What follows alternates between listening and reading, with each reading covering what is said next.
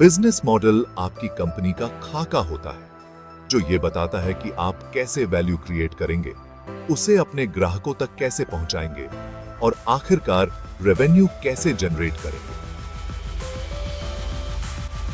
यह वह नींव है जिस पर आपका पूरा बिजनेस टिका होता है, जो आपके फैसलों को निर्देशित करता है और आपके भविष्य को आकार देता है। बारीकियों में जाने से पहले आपके बिजनेस आइडिया की क्रिस्टल क्लियर समझ होना बहुत जरूरी है। इसमें आपके मुख्य मिशन को परिभाषित करना शामिल है।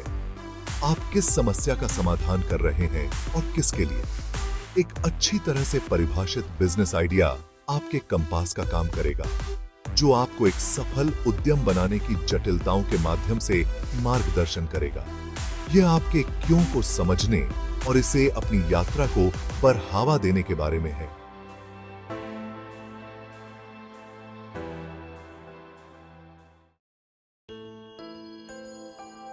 एक मजबूत बिजनेस मॉडल में कई आपस में जुड़े हुए तत्व होते हैं जो आपके उद्यम की समग्र सफलता में महत्वपूर्ण भूमिका निभाते हैं।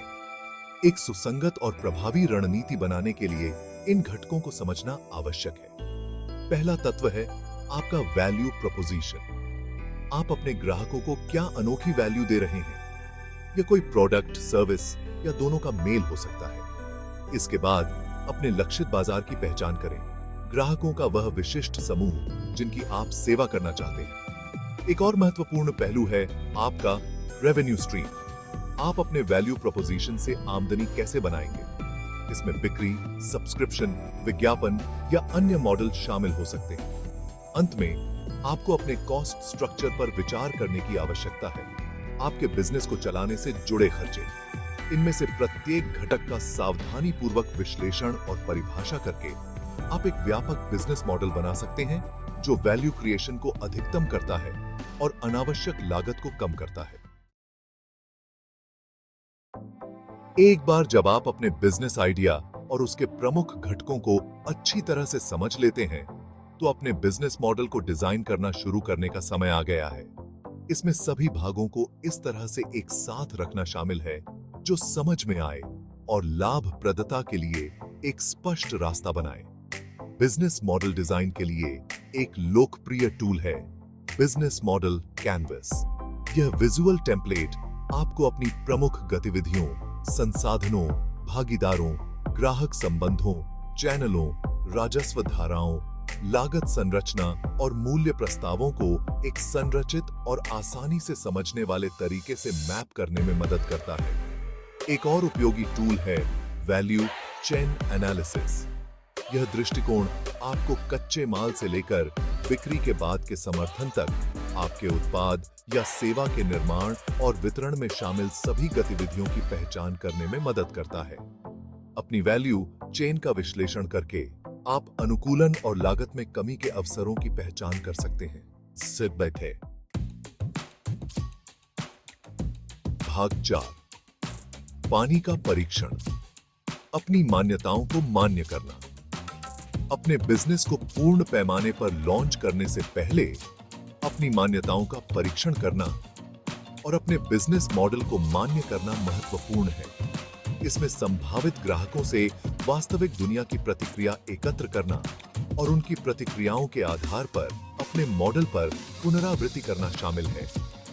अपनी मान्यताओं का परीक्षण करने का एक तरीका न्यूनतम व्यवहार्य उत्पाद या एमवीपी बनाना है।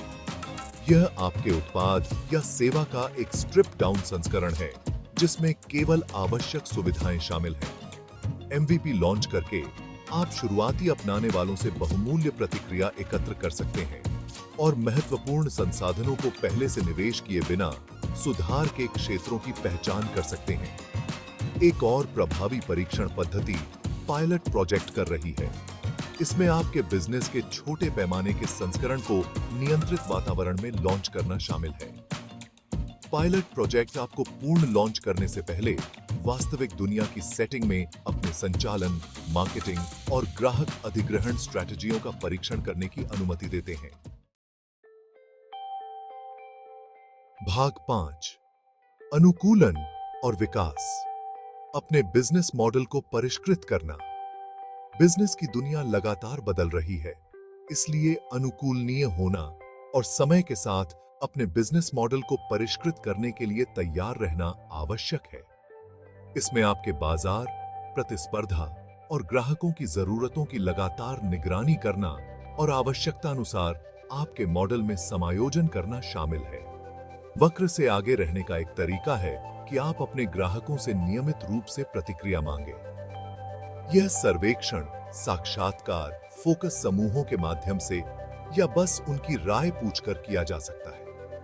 अपने ग्राहकों को सुनकर आप उन क्षेत्रों की पहचान कर सकते हैं जहां आपका बिजनेस मॉडल कम पड़ रहा है और उनके अनुभव को बेहतर बनाने के लिए बदलाव कर सकते हैं। आपको अपनी प्रतिस्पर्धा पर भी कड़ी नजर रखनी चाहिए। वे क्या कर रहे हैं जो अच्छा काम कर रहा है? वे क्या बेहतर कर सकते थे? अपनी प्रतिस्पर्धा को समझकर आप अपने बिजनेस को अलग करने और बाजार में आगे रहने के अवसरों की पहचान कर सकते हैं। भाग 6, निष्कर्ष। निरंतर सुधार की यात्रा। एक सफल बिजनेस का निर्माण एक सतत यात्रा है, मंजिल नहीं। आपका बिजनेस मॉडल एक जीवंत दस्तावेज होना चाहिए जो समय के साथ विकसित हो और आपके ग्राहकों और बाजार की बदलती जरूरतों को पूरा करने के लिए अनुकूल हो। निरंतर सुधार को अपनाकर और लचीला बने रहकर आप अपने बिजनेस को लंबी अवधि की सफलता के लिए स्थान दे सकते हैं। याद रखें, आज के सबसे सफल व्यवसाय भी एक साधारण विचार और पुनरावृत्ति और सुधार करने की इच्छा से शुरू हुए थे।